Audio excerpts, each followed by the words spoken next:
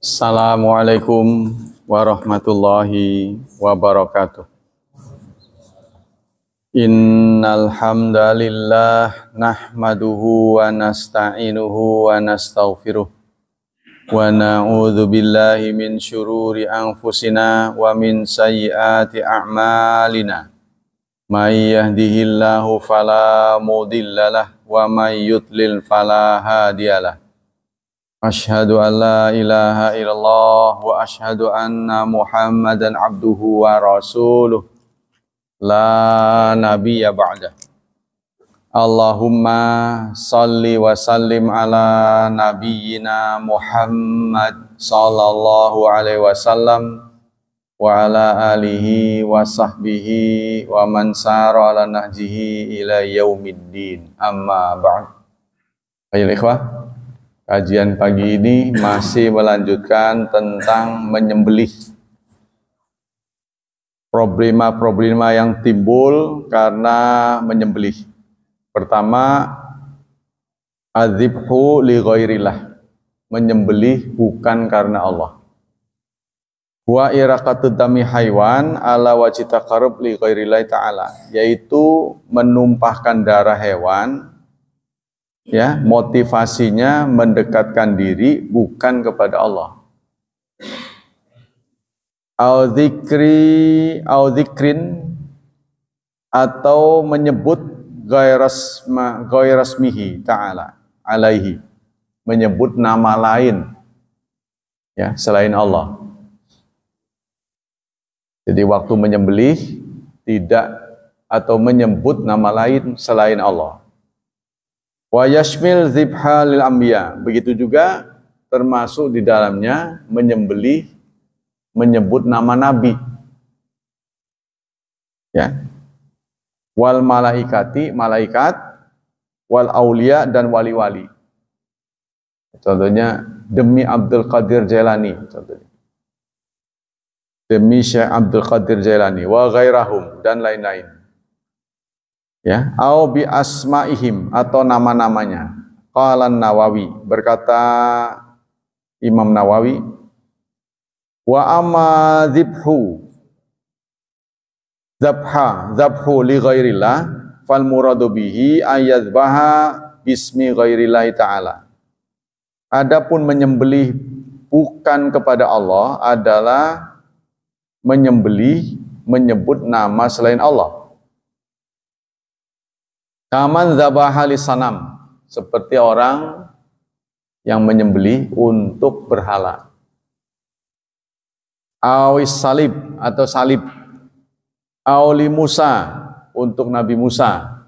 Auli Isa, atau Isa sallallahu alaihi ma. Aulil kahana wa nawidzalika, atau untuk dukun. Wa dzabhu li ghairillah taqarruban wa ta'ziman minasyirkil akbar al-munaqid li millatil Islam. Menyembelih bukan untuk Allah dalam bentuk pendekatan, taqarrub, dan pengagungan, itu termasuk syirkul akbar, syirik besar. Ya, syirik itu ada dua, syirik besar dan syirik kecil. Bedanya apa? Kalau syirik besar dianggap keluar dari Islam.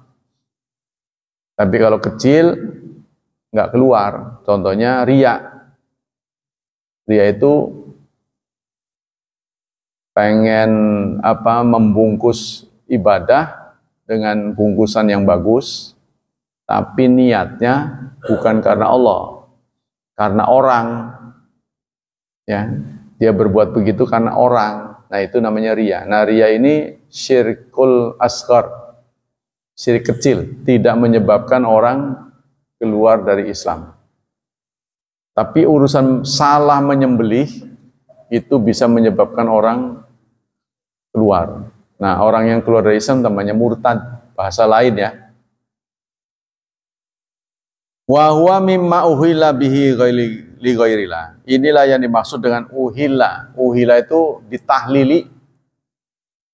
Tahlil itu apa? Menyebut nama Tuhan dengan keras. namanya tahlil. La ilaha illallah itu ya. Tapi ini bukan Allah yang disebut. Ya, jadi disebut bukan demi Lata, demi Uzza. Di zaman dulunya begitu. Wa tahrimu ma'lumun minad din bidarurah. Keharaman menyembelih seperti ini itu sudah dimaklumi dalam agama Islam.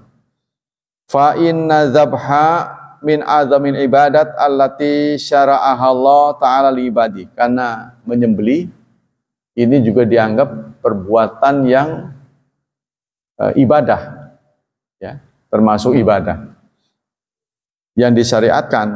Wa amarahum bi ikhlasil qasilahu fiha kama qala ta'ala, dan Allah menyuruh kita menyembelih itu karena ikhlas. Ayatnya adalah surat Al-Kautsar ayat 2, fasalli li rabbika wanhar. Qala Ibnu Taimiyah wal muslim lau dzabaha li ghairillah aw dzabaha bismi ghairillah lam yubah.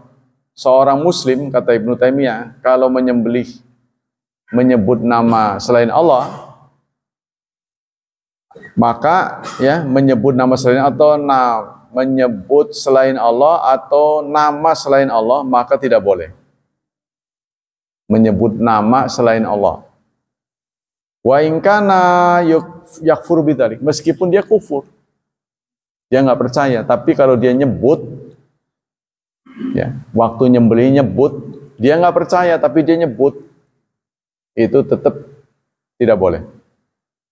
Nah, ini persoalannya ini nggak dibahas oleh ulama. Kalau diem, ini kan nyebut ini, ya. Jadi yang nggak boleh itu menyembelih menyebut nama selain Allah. Sekarang kalau muslim menyembelih diam, nyebut Allah juga enggak, nyebut selain Allah juga enggak.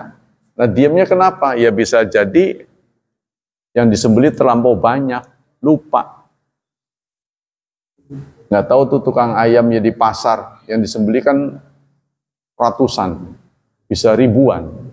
Satu-satu, saking pegelnya, klekek. Nggak nyebut lagi. Yang nggak boleh itu menyebut nama selain Allah, yang nggak boleh. Maka ketika fenomena seperti itu terjadi khilafiyah. Ya, afdolnya memang nyebut, ya, yang utama nyebut. Tapi kalau kelupaan boleh nggak? Kalau kelupaan mungkin dimaafkan. Tapi kalau sengaja gimana? Nggak nyebut, diem aja. Maka itu ada dua fenomena. Ini yang menyebabkan halal itu menyebut atau orangnya. Sekarang ada muslim, ya, afdolnya sih seorang muslim menyebut nama Allah, Bismillah, Allahu Akbar, foto, itu idealnya begitu. Nah, sekarang menyebut tapi orang kafir, penyembelihnya orang kafir. Ya, contohnya ada seorang majikan menyuruh bawahannya, kebetulan bawahannya non muslim, yes, coba sembelih. Waduh, saya kan bukan muslim. Udah, Bismillah Allahu Akbar.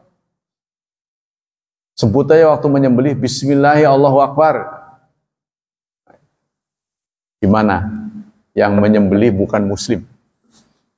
Yang kedua, tadi itu, muslim yang menyembelih, tapi nggak nyebut. Yang tidak ideal. Maka banyak ulama memilih orang. Yang penting orangnya. Idealnya mah tadi nyebut. Tapi sekarang seorang muslim menyembelih tidak nyebut. Halalkah? Nah, itu. Banyak ulama mengatakan halal. Apalagi lupa, ya. Tuh, katanya gitu. Dibanding dengan tadi, menyebut sih nyebut, tapi bukan muslim. Kita lanjut. Kemudian yang kedua, hukmu dzabhi lillahi ta'ala bimakan yudbahu fi li ghairillah. Tempatnya salah. Tempat menyembelih sekarang. Kalau tadi itu caranya. Nyebut nggak nyebut, ya kan? Sekarang tempat penyembelihannya, ya. Disembelih di tempat yang biasa disembelih untuk berhala, untuk dewa-dewa. Ya, jadi tempat penyembelihannya dipilih tempat yang biasa dipakai untuk pemujaan. Tapi sesuai, yang belinya sesuai. Muslim, bismillah, cuma tempatnya salah. Au bimakani yaqamu fi idun min ayadil jahiliyah, atau di situ biasa diselenggarakan ya perayaan dari agama lain. Ada perayaan agama lain di situ. Nah, boleh nggak? Ya sama dengan begini, menyembelih dilakukan oleh muslim di pura contohnya. Atau di pelataran pura yang biasanya dipakai untuk persembahan. Nah, kalau menurut hukum tuh nggak boleh. Ya, jadi bukan caranya saja, tempatnya salah juga nggak boleh. Lima kana dzibhu lillahi ta'ala ibadatun qurbah wa qurbah. Karena penyembelihan menurut ajaran Islam itu ada ibadah dan pendekatan diri, yataqarrab biha ilallah, pendekatan kepada Allah. Faqad ihtatalaha syar'ul mutahhar li adaiha ala akmal wujuh. Karena itu syariat menuntun agar kita menjalankannya dengan sempurna mungkin, sesempurna mungkin. Wa adharuha ubudiyatan wa ikhlasan lillah, dan harus menampakkan ubudiyah pada Allah, jangan bercampur dengan yang lain. Wa dzalika binayani dzabhi lillahi ta'ala bimakan yudbau fihi li ghairillah. Karena itu syariat melarang seseorang menyembelih di tempat yang salah, ya, di tempat yang biasa dipakai untuk menyembelih sesajen, atau di tempat yang biasanya dirayakan oleh agama lain. Saddan lidzari'ah, tujuannya apa? Melakukan saddan lidzari'ah, tindakan preventif. Nah, nanti akan ada kesan kita menghormati mereka. Itu kesannya tidak boleh. Kesannya apa? Saddan lidzari'ah syirki wa himatul lijinabi tauhid, dan menjaga ketauhidan. Wa muba'atu li ahli tauhid an musyabati musyrikin fi dzabhi li'ubu ma'buwatim, dan menjauhkan ahli tauhid dari musyabahah, meniru-niru. Ya, karena Islam tuh semuanya punya. Ya, dengan menjalankan Islam itu tidak perlu niru, semuanya ada. Dalam Islam ini mandiri betul-betul ya, tidak pernah dompleng pada orang lain. Dia punya. Kama dalala dzalika hadis Tsabit bin Dhahhak al-mutaqaddim. Wa syahid min al-hadis li hadhihi mas'alah qauluhu, karena Nabi pernah bersabda kepada Dhahhak, ya, Dhahhak seorang sahabat minta izin menyembelih. Lalu Rasulullah bertanya, hal kana fiha wasan, di sana ada berhala enggak? Min awsanil jahiliyah yu'badu, ada enggak berhala yang diibadati, yang disembah di sana? Ada berhala enggak? Terus yang kedua Rasulullah bertanya, hal kana fiha idun min a'yadihim, di situ suka dipakai perayaan enggak? Perayaan agama lain. Nah, ini dua yang ditanya oleh Rasulullah. Ada berhala enggak? Ada perayaan enggak? Adapun kalau dalam surat Al-Baqarah yang menceritakan tentang haji, faman hajjal baita awi'tamara fala junaha alaihi ayyat tawafa bihima. Barang siapa yang haji atau umrah, maka tidak masalah untuk tawaf di antara keduanya. Tawaf di sini bukan tawaf keliling, tapi sa'i. Ya, boleh nggak sa'i antara Safa dan Marwah? Kok ayat itu mengatakan tidak apa-apa? Apakah berarti sa'i ini hukumnya sunnah? Sa'i tidak ada yang sunnah. Kalau tawaf ada. Ya, karena sa'i itu selalu paket, nggak bisa berdiri sendiri. Tapi kalau tawaf ada yang berdiri sendiri. Kita bukan haji, bukan umroh, tawaf sengaja bisa. Tapi kalau sa'i sendiri nggak ada. Sa'i pasti bagian dari umrah atau bagian dari haji. Tidak mungkin sa'i sendiri itu enggak. Sama dengan enggak haji, enggak umroh, tahu-tahu kita cukur. Tapi kalau kita cukur ini bukan karena itu. Tahu-tahu cukur ini. Tahallul katanya. Apa tahallul haji umroh enggak? Ya, atau kita khusus di Arafah saja. Kecuali untuk sekedar melihat, pengen tahu kayak apa di Arafah itu kan, kita ke sana. Bukan di wayahnya haji. Kan Arafah itu suatu tempat yang hanya dipakai setahun sekali. Arafah itu cuma untuk tanggal 9. Sisanya nggak ada. Ya. Jadi di Arafah itu waktu tanggal 9, doa-doa diijabah. Lalu kita terinspirasi, lah doa saya supaya diijabah ke sana. Tapi bukan wayahnya haji. Tidak diterima. Ya, tidak ijabah, tidak mustajab doanya kalau bukan tanggal 9. Begitu juga di Mina. Mina cuma kepake 3 hari. 11, 12, 13. Jadi ada tempat yang kepake setahun sekali.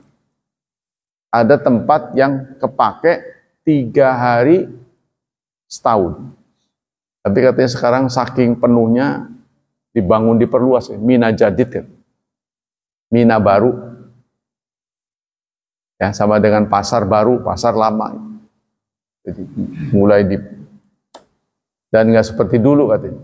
Sekarang dibuat apartemen, Pak. Jadi nggak ngeglosor lagi, nggak di tenda lagi, tapi di apartemen. Karena prinsipnya kan nginep, mabit kan. Yang nginep nggak harus di tenda, agak keren kenapa gitu, di hotel gitu. Nginepnya di hotel. Ya seperti kita dulu lah. Di zaman Nabi Ibrahim, Safa dan Marwah itu kan bukit, outdoor, panas.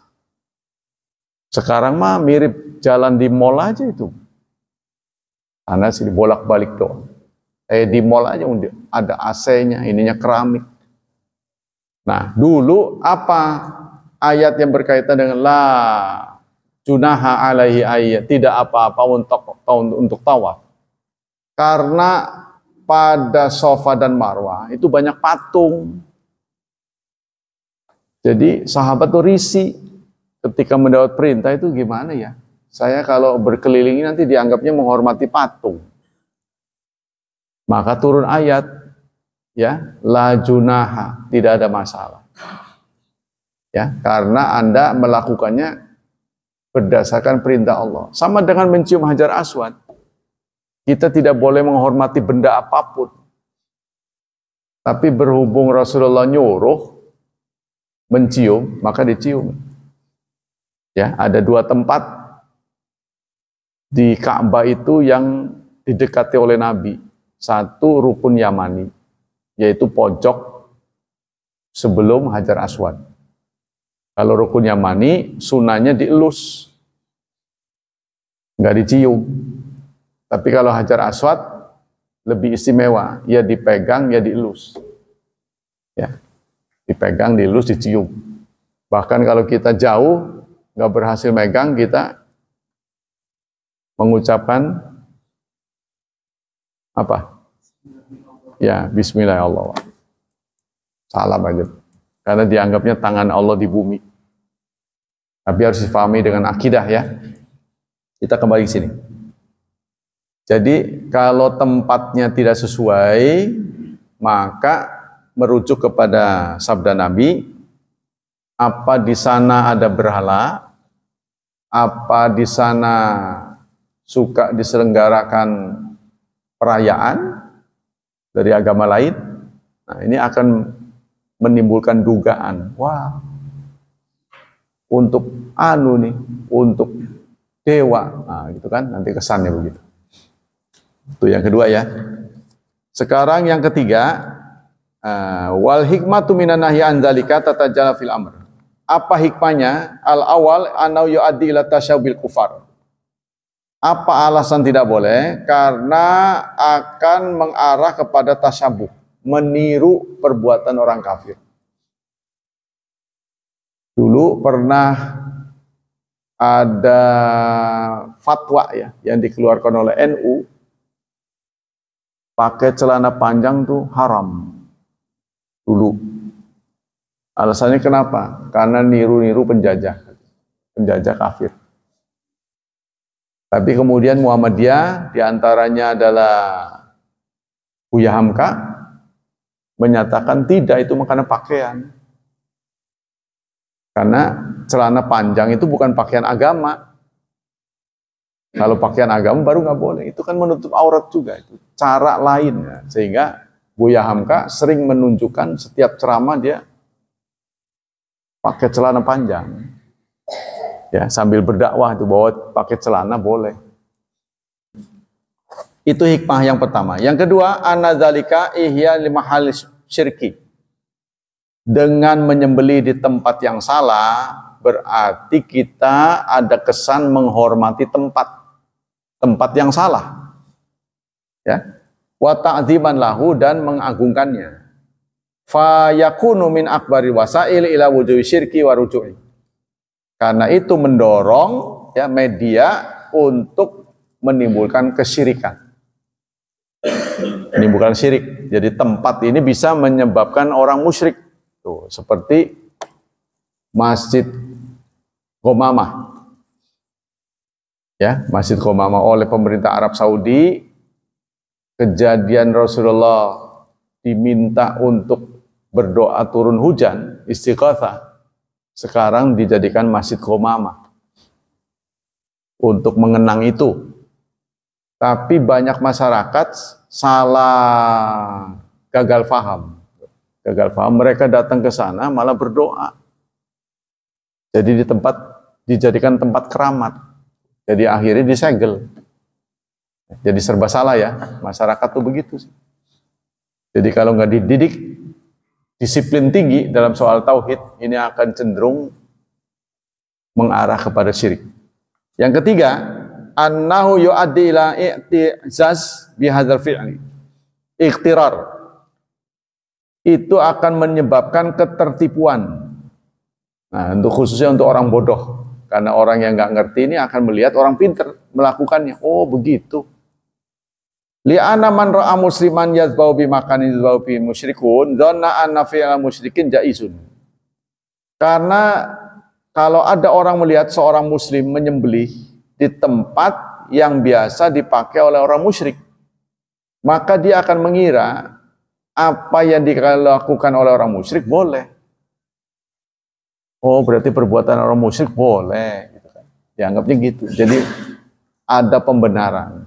Ya, jadi untuk menjauhi itu semua makanya nggak boleh. Yang ketiga, annal musyrikin saufa yakfuna ala fi'lihim.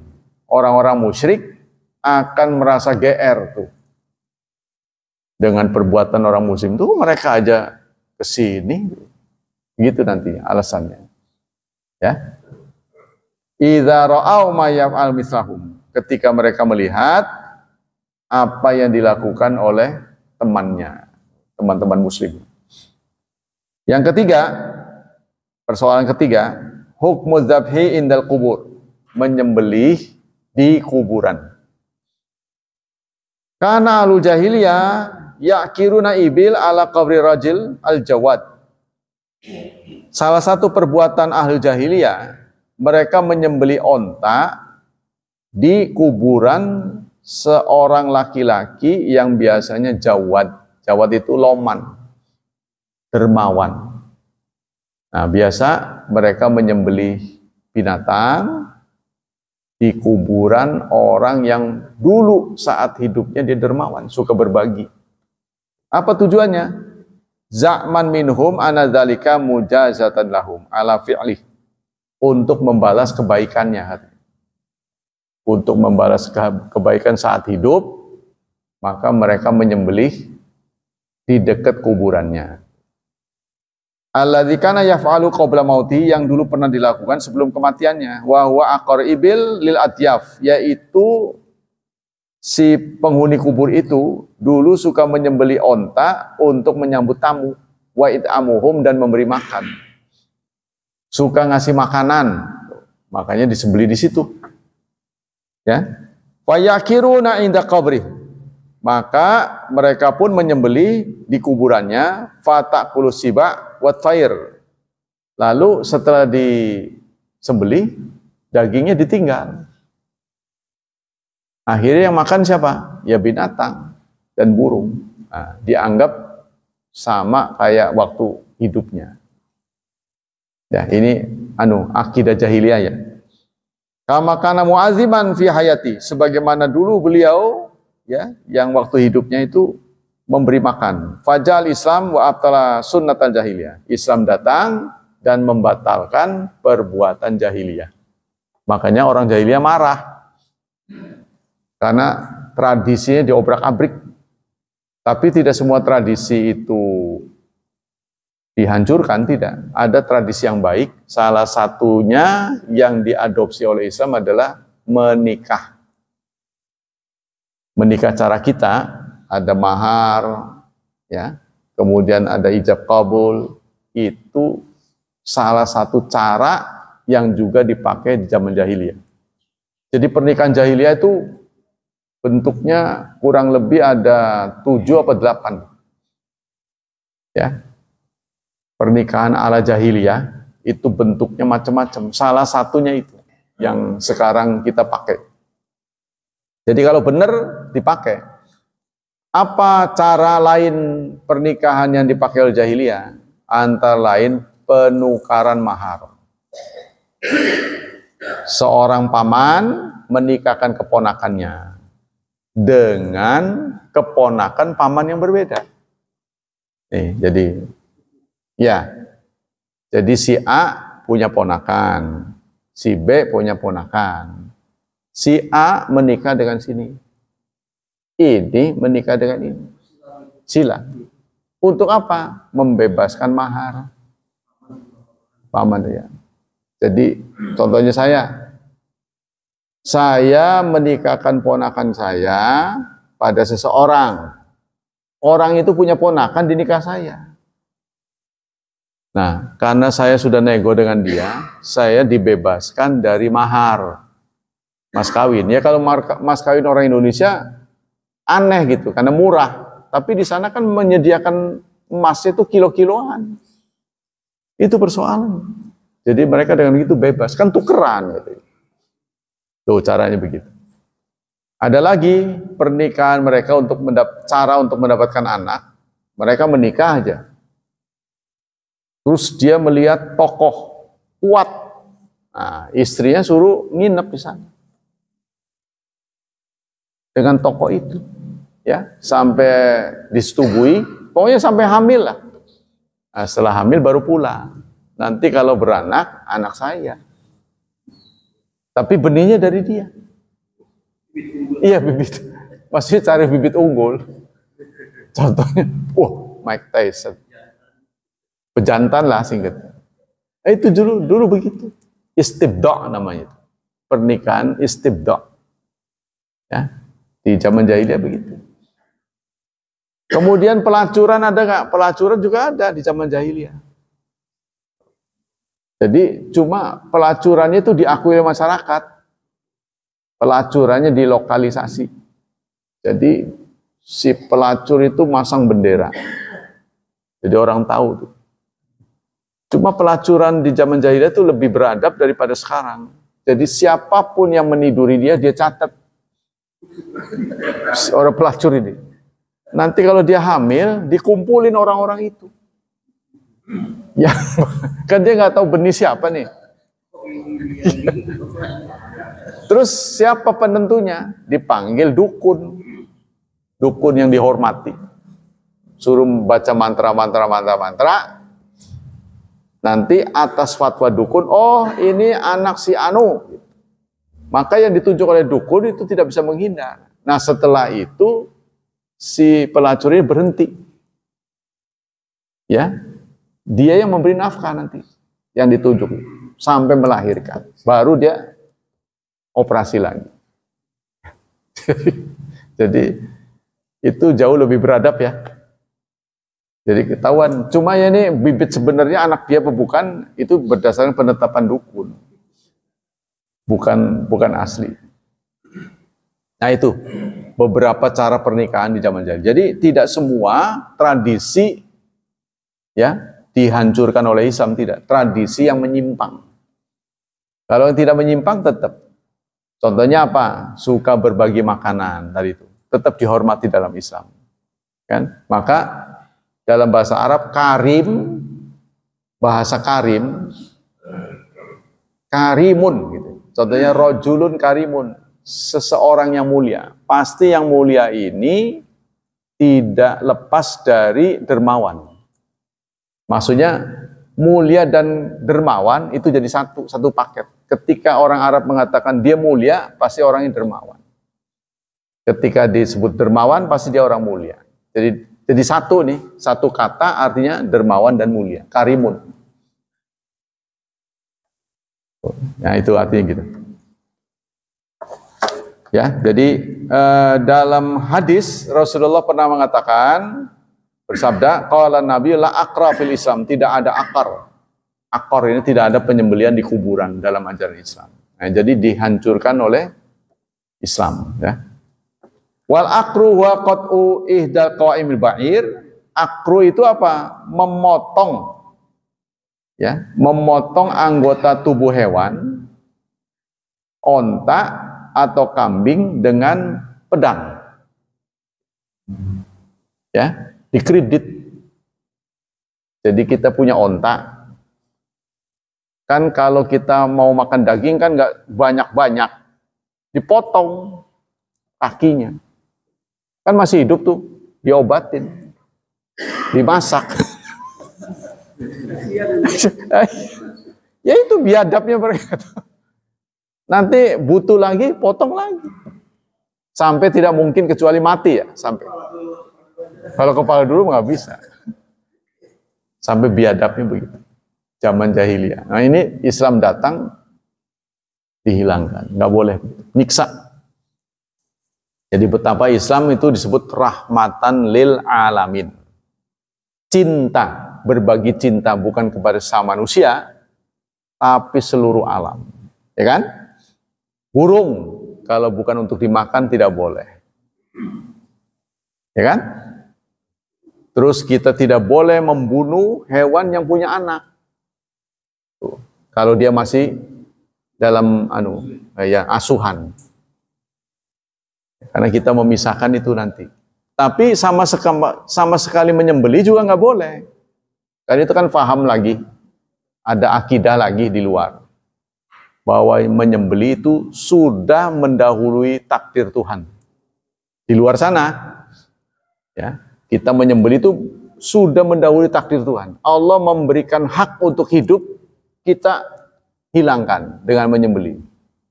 Jadi kalau begitu hewan sembelihan haram. Ada yang begitu. Islam datang juga menghilangkan itu. Oh nggak benar.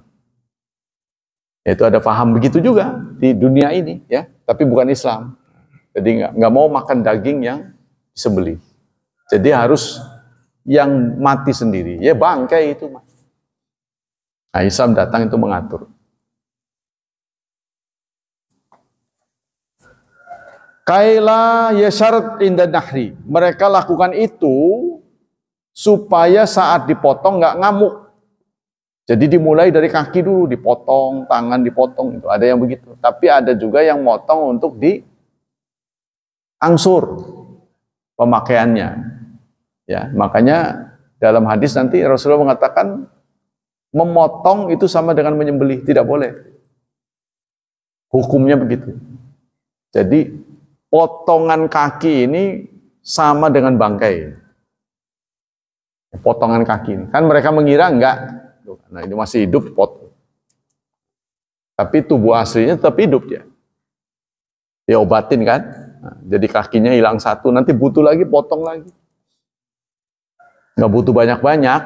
Kan kalau sapi kan dipotong sekaligus ya. Wah makannya cuma sedikit kok. Nah, jadi potong sebagian. Ada yang begitu. Ini Islam melarang. Kali ini ada juga yang memulai pemotongan dari kaki, bukan dari leher. Ya, dimulai dari anggota tubuh dulu supaya nggak ngamuk. Jadi dengan tidak ada kaki, tidak ada tangan, nanti nyembelinya gampang. Itu kan waduh. Nah ini otaknya otak kejam. Seperti itu. Nah, kadang-kadang mereka itu min sunatim anam yakiruna ibil ala kuburil mauta. Mereka suka menyembeli di kuburan. Mereka ini. Ayan hirunaha wa yaquluna inna sahibal qabri kana li adyaf fi ayami hayati. Biasanya kuburan yang dipakai untuk menyembeli kuburan orang baik yang dulunya dermawan. Watu kafiuhu misla saniati ba'da wafati. Maka ya, inilah cara membalas kebaikannya. Boleh jadi juga terinspirasi oleh keluarganya. Ya, karena dia bos, maka dicaranya begitu. Jadi kemarin ada Maulana ya, teman kita yang mukim di Mekah, dia perlihatkan kuburan di Mekah, kuburan orang kaya. Apa beda kuburan orang kaya di Mekah dengan kita? Kalau kuburan orang Arab Saudi kaya itu cuma beda tempat saja, tapi tetap aja batu semua. Nggak ada nisan tulisan tuh, nggak ada ya, batu. Itu kuburan orang kaya raya. Cuma bedanya dia beli kuburannya terpisah gitu. Dia beli lahan, tapi kuburannya sama, batu doang, dikit dari batu. Ini kuburan orang kaya. Beda dengan kuburan orang kaya Indonesia. Oh, dibangun joglo. Ya kan? Nah, orang kaya yang ini pemilik hotel tuh, ditunjuk 1, 2, 3 itu, dia pemiliknya yang meninggal. Tapi kuburannya cuma batu. Kenapa? Karena di sana terikat oleh undang-undang. Jadi kuburannya pun ada pasalnya. Kalau kita kan kuburan nggak ada pasalnya. Mau segitiga atau mau bulat terserah. Ya. Kalau kita mau menarik ya bikin aja bulat. Gundukan bulat, orangnya kubur di tengah. Nanti kan menjadi target wisata ya. Wah, bagus. Atau mau segitiga.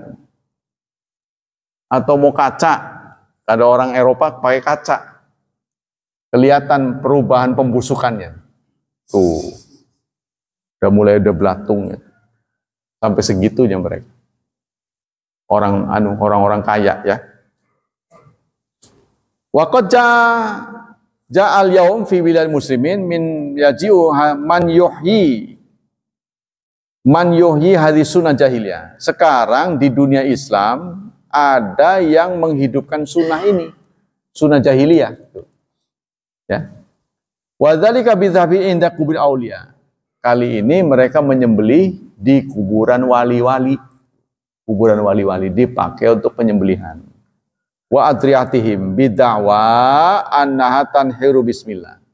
Mereka menganggap tidak apa-apa, yang penting disembelihnya menyebut nama Allah.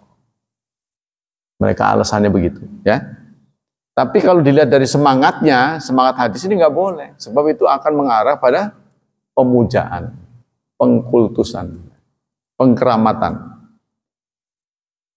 Bismillahi wallahi wa yaksidu naf'ul fuqara, serta nanti toh ya dagingnya akan diserahkan kepada fakir miskin. Alasannya begitu. Ya. Wa hadza fi'lun munkar, ini adalah perbuatan mungkar. Ya. Wa amalan muharram, serta diharamkan. Wa hurmatu min iddati aujuh. Kenapa haram? Alasannya sebagai berikut. Pertama, anau qad nahan nabiyyu an dzalika bi khususi. Karena Nabi telah mengeluarkan hadis, kata beliau, la akra fil Islam. Tidak ada akar. Akar itu menyembelih di kuburan dalam Islam. Ya, tidak ada. Wathani law kana hadzal fil jaizan la fa'alahu salafu hadhil ummat minas sahabat. Kalau perbuatan seperti ini boleh, pasti yang pertama melakukannya adalah sahabat. Karena sahabat paling tahu. Nah, perilaku sahabat ini bisa dijadikan patokan. Kalau Anda ingin bertanya-tanya, boleh enggak ya? Boleh enggak ya? Maka Anda merujuk pada sahabat. Dan termasuk yang dikritik ceramah waktu tarawih. Karena nggak pernah dilakukan oleh sahabat. Di tengah-tengah ya kita perpindahan, baik mau tarawih Jadi kok dia mau tarawih atau setelah tarawih mau witir. Sebab kalau witir duluan bubar mereka. Kebiasaan orang Indonesia begitu. Jadi dicermati oleh DKM, waduh kalau di semua ini bubar duluan. Makanya witirnya dia ditahan, ceramah dulu. Nah ini tidak pernah dilakukan oleh sahabat. Kalau Anda mau persis Rasulullah nggak boleh. Nggak boleh. Makanya di Masjidil Haram nggak ada ceramah-ceramah. Di tengah-tengah itu nggak ada. Ya begitulah, kalau mau persis mah. Ya nggak apa-apa, yang penting jangan dianggap wajib aja. Kalau Anda menganggap wajib itu baru tidak boleh. Tapi kata orang lain, bagaimana nggak nganggap wajib orang itu selalu dilakukan? Ya jawab maning kok. Jawab lagi. Ya susah. Sama dengan menyelenggarakan peringatan Nabi boleh nggak? Menurut saya boleh. Yang penting isinya. Isinya kalau untuk nasihat nggak masalah. Toh kita tidak menganggap wajib. Kalau suatu saat panitia berpikiran, lah tahun ini manggalah. Kan nggak selalu. Itu dijadikan di Indonesia ini mau ngaji orang itu susah. Jadi ada pengajian dia nggak mau ngaji, tapi kalau ada perayaan datang dia. Nah itu dipakai media untuk memberi nasihat.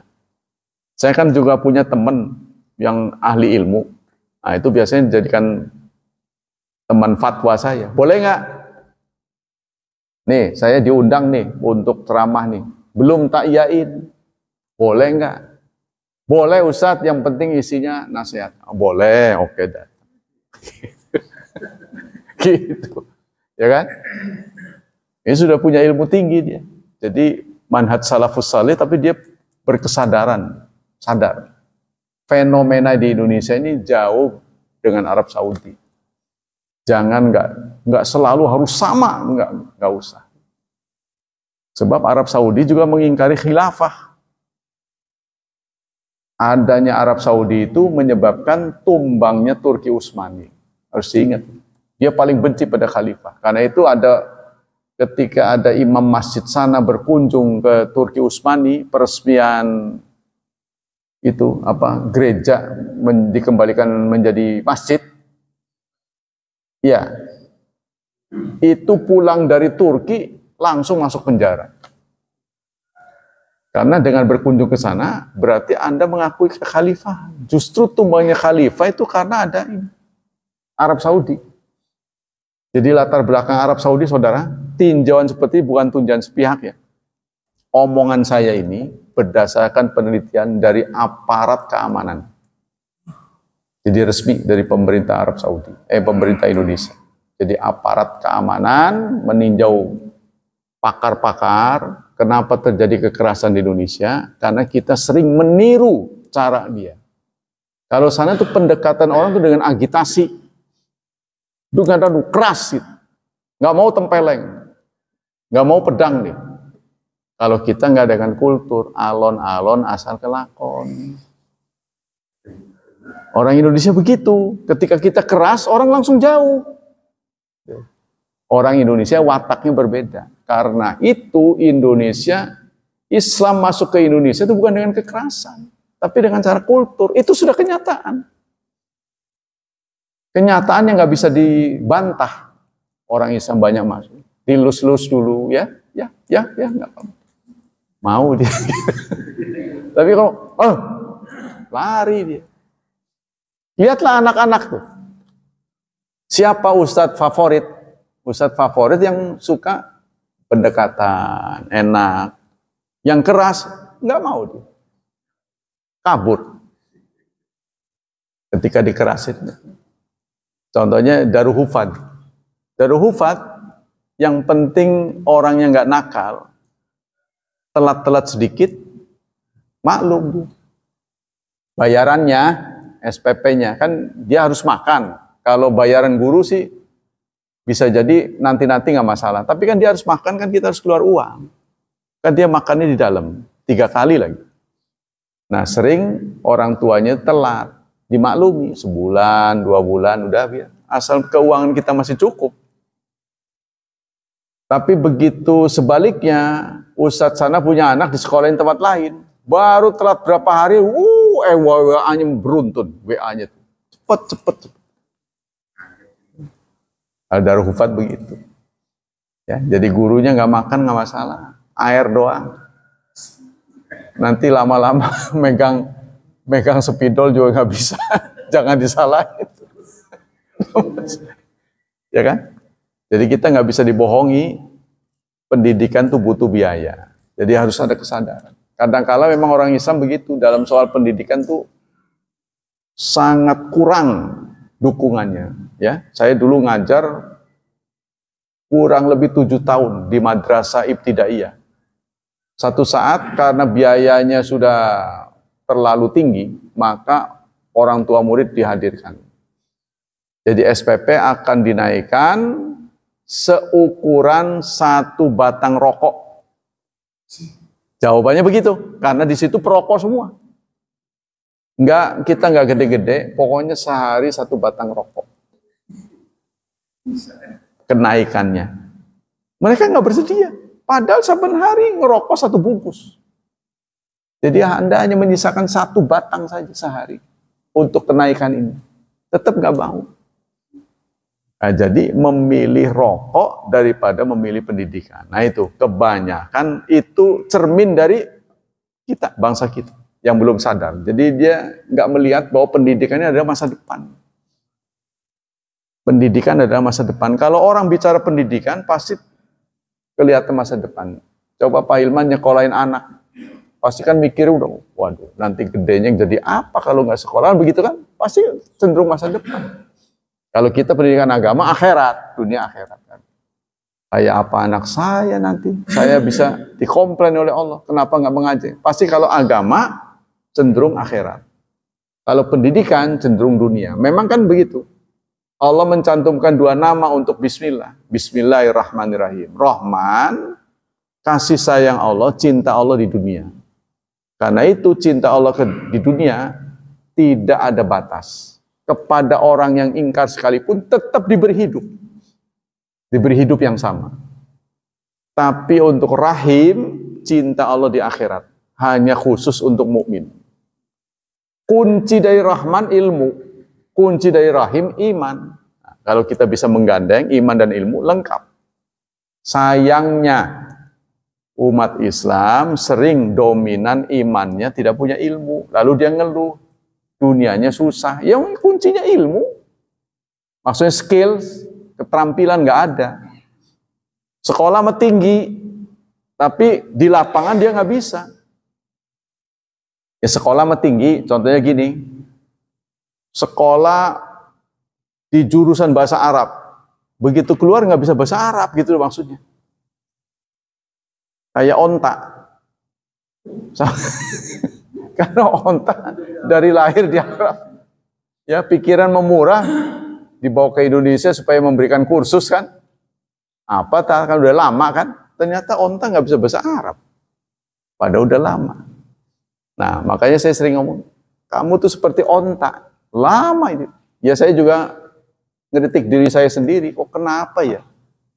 Kalau belajar bahasa Inggris, ukuran bulan bisa cas-cisus. Bahasa Arab bertahun-tahun mogok, nggak bisa bahasa Arab.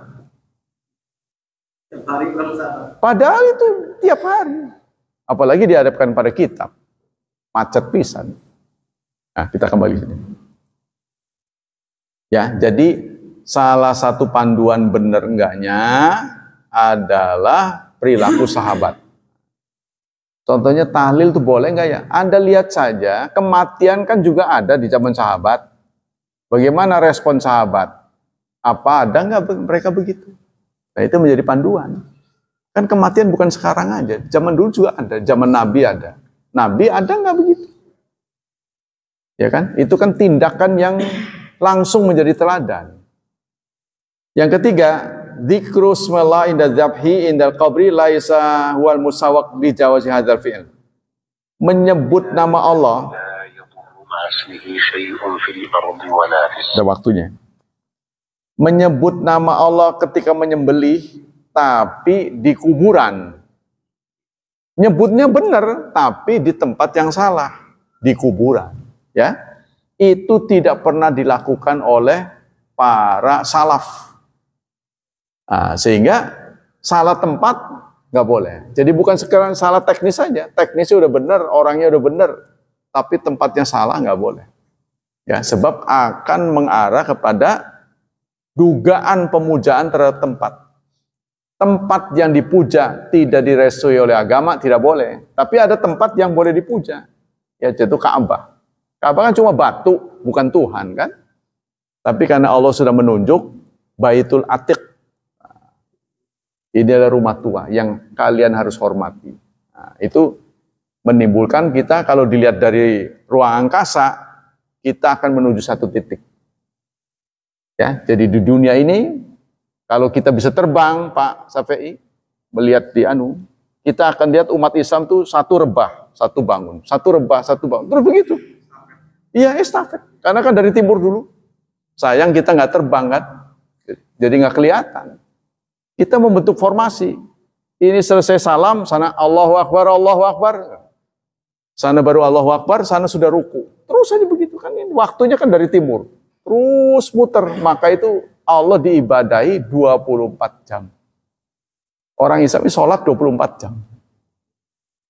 Ya, seperti sekarang kita ini jam 6. Di Arab masih, bukan jam 6 ini, salah. Jam 6:15. Di Arab masih jam 2. Kita mau udah selesai subuh, udah mau syuruk. Di sana baru jam 2. Baik, demikianlah. Hadirin hafizani hafizakumullah, semoga Allah melimpahkan pahala yang berlipat ganda, semoga Allah tetap berkenan menjaga dan melindungi kita dari wabah dan fitnah, dari syubhat dan syahwat. Semoga demikian juga anak-anak kita dimudahkan hidupnya, diberkahi serta ditakdirkan oleh Allah menjadi hamba Allah yang salih dan salihat.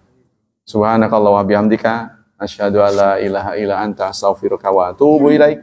Wassalamualaikum warahmatullahi wabarakatuh.